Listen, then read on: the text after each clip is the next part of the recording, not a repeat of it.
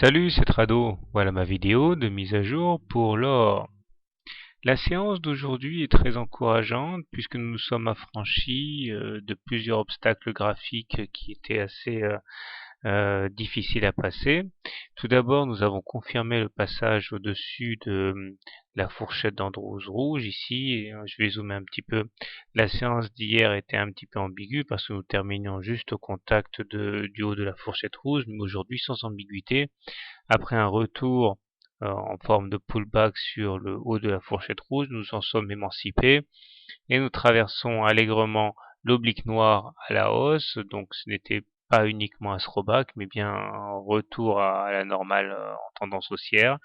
Et nous clôturons a priori également au-dessus de la résistance à 1204. Seule la conjonction de la Bollinger supérieure et du super trend ici ont pu stopper les élans haussiers et nous terminons donc en dessous des plus bas comme on peut le voir sur la mèche haute, mais avec un gain quand même assez substantiel aujourd'hui de près de 0,8%.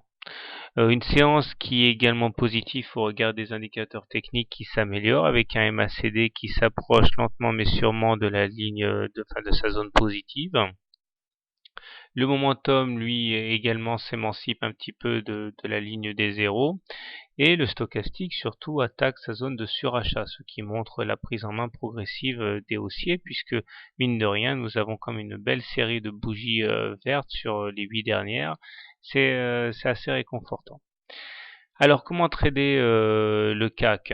Eh bien, j'insisterai d'abord sur le fait que la moyenne mobile à 20 séances est toujours décroissante. Et comme nous sommes au-dessus d'une moyenne mobile à 20 séances décroissante, à mon sens, nous sommes toujours sans tendance. C'est-à-dire que la tendance n'est pas haussière pour l'instant. Je vous renvoie à ma vidéo didactique sur la façon dont je procède avec les moyennes mobiles.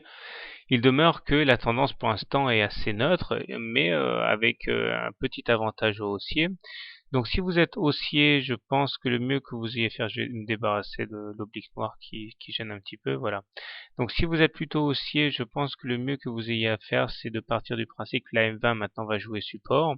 Donc il s'agirait d'acheter au plus proche de la M20 ou du haut de la fourchette d'Andrews rouge. Stop loss en cas de réintégration de la fourchette d'Andrews rouge en clôture ou au pire en cas de clôture sous la M20.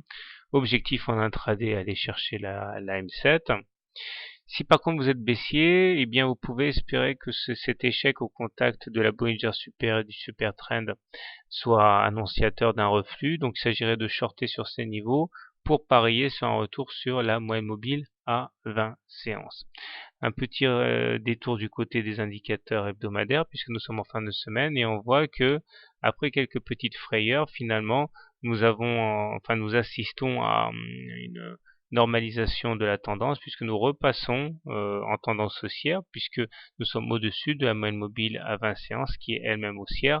La M7 a joué comme un rempart à la hausse aujourd'hui, mais bon, la tendance est clairement haussière même si les indicateurs techniques ne sont pas aussi bien orientés qu'en journalier puisque le MACD est sous son signal, le momentum est négatif et le stochastique est sous son signal aussi. Donc paradoxalement, j'aurais tendance à dire que la tendance en hebdomadaire est peut-être beaucoup moins flatteuse que la tendance de court terme. Alors personnellement, je pars en vacances demain, donc je ne pourrai pas vous accompagner pendant une semaine entière.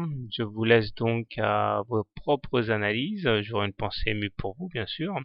Je vous souhaite de bonnes vacances pour ceux qui ont la chance d'y être, et puis pour les autres, à dans une semaine. Voilà, bonne soirée, bon trade.